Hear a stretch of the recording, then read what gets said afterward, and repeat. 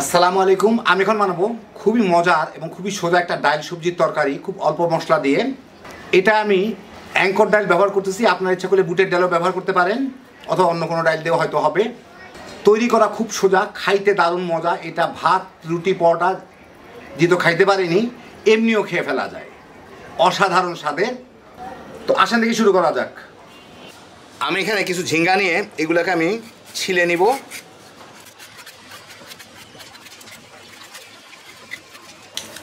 ছিলার পরে আমি এগুলো ধুয়ে নিব। আপনাদের আমি খালি কাটাটা দেখাই দিই, কারণ অত সময় তো করা যাবে না। তারপর আমি এগুলোকে ধুয়ে এইভাবে চাক চাক করে কেটে নিব। এই যে এরকম বড় বড় চাক করে কেটে নিব। ঠিক একইভাবে আমি বেগুনগুলোকেও ধুয়ে ওগুলোকে মাঝখান দিয়ে একটু ফেরে দেখি, এটা ফেরেই আমি দেখাচ্ছি আপনাদেরকে, বাবার পোকা আছে নাকি না নাই। ওগুলোকেও আমি এইভাবে ধুয়ে বেগুনগুলোকে কেটে নিব, এই যে এইভাবে চাক চাক করে। ঠিক পটলগুলোকেও আমি একইভাবে নিয়ে নেব। আমি কিছু পটলও উপরের খোসাটাকে এইভাবে উঠায় নিয়ে পরিষ্কার করে নিই আর কি।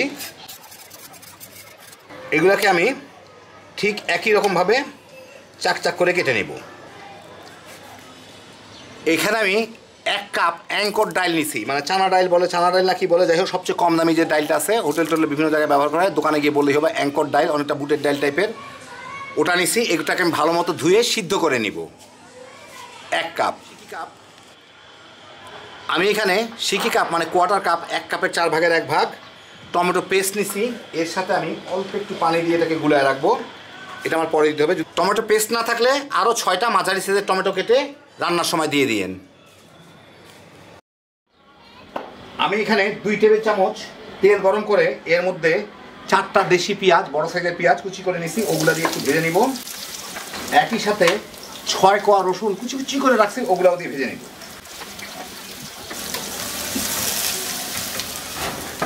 পেঁয়াজ রসুনগুলো একটু বাদামি বাদামি হওয়া শুরু করলে আমি এর মধ্যে দিচ্ছি স্বাদ মতো লবণ আর 4টা টমেটো আমি এইভাবে কেটে রাখছি ডাইস করে, ওগুলা দিয়ে একটু ভেজে নিতে হবে। টমেটোটা একটু নরম হইলেই আমি এর মধ্যে দিয়ে দিচ্ছি প্রায় 2 চা চামচের মতো ধনিয়ার গুঁড়া। বড় চামচের দিলাম, দেখে 2 বারে দিলাম। একটু ভেজেই এই 1 মিনিটের মতো ভাজলাম। এর মধ্যে আমি টমেটো পেস্টটা যে পানি দিয়ে গুলে রাখছিলাম ওইটা দিয়ে দিব। আগে আপনাদের বলছি টমেটো পেস্ট না থাকলে আমি যা দিলাম তার থেকে 6টা টমেটো বেশি দিয়ে আর একটু বেশি ভেজে নিয়ে তাইলেই হয়ে যাবে। এর সাথে এটা একটু ভেজে নিব।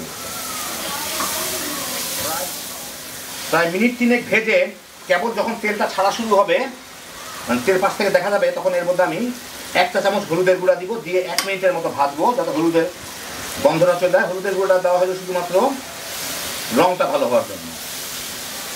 এই মিনিট খানেক ভেজেই আমি এই সব সবজিগুলো যে কেটে রাখছি এগুলোর মধ্যে দিয়ে দিব।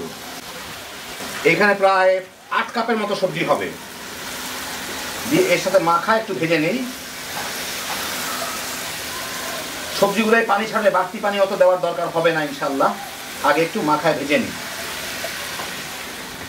5-6 মিনিটের মধ্যেই বেশ পানি ছেড়ে দিচ্ছে সবজিগুলা।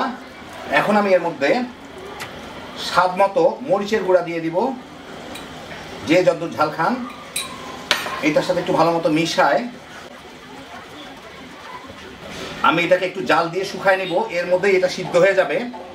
যদি পানি কম ছাড়তো তাহলে আমি ঢেকে দিতাম। এখন যতটুকু পানি ছাড়ছে তাতে আমার মনে হয় না যে ঢাকার দরকার আছে, সেই জন্য আমি খুলেই দিব। আর যদি আপনাদেরটা কম পানি ছাড়ে তাহলে একটু ঢেকে জাল দিয়ে সবজিগুলো সিদ্ধ হওয়া পর্যন্ত। কিন্তু আমার যেহেতু ডাইলে আমি একটু পানি বেশি দিয়ে ফেলছি, সেই জন্য আমি এই পানিটুকুকে যতদূর পারি শুকায় নিব। এর মধ্যে সবজিটাও সিদ্ধ হয়ে যাবে।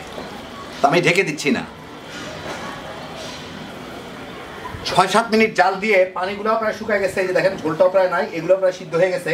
এখন এর মধ্যে আমি যে ডাইলগুলা সিদ্ধ করে রাখছি সেই ডাইলগুলো এর মধ্যে আমি দিয়ে দিব। 1 কাপ অ্যাঙ্কর ডাল সিদ্ধ করে রাখছিলাম, ওটা দিয়ে এখন এর সাথে মেখে আমার একটু জাল দিয়ে নিতে হবে।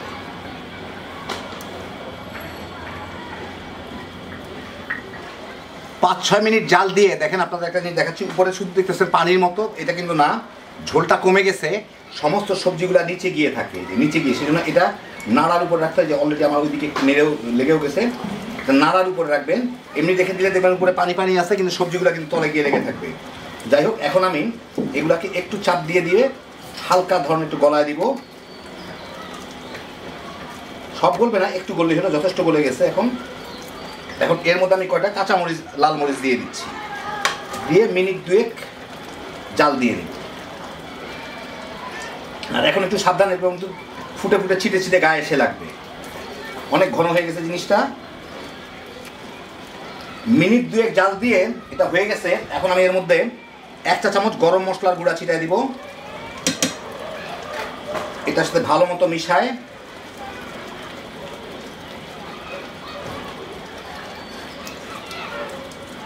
চুলার জালটা বন্ধ করে দিই। এখন এইটাকে আমি 4-5 মিনিট ঢেকে রাখবো, গরম মশলা ফ্লেভারটা যাতে পুরোপুরি ছড়ায় যেতে পারে। তারপরে আপনাদের আমি বেড়ে দেখাচ্ছি।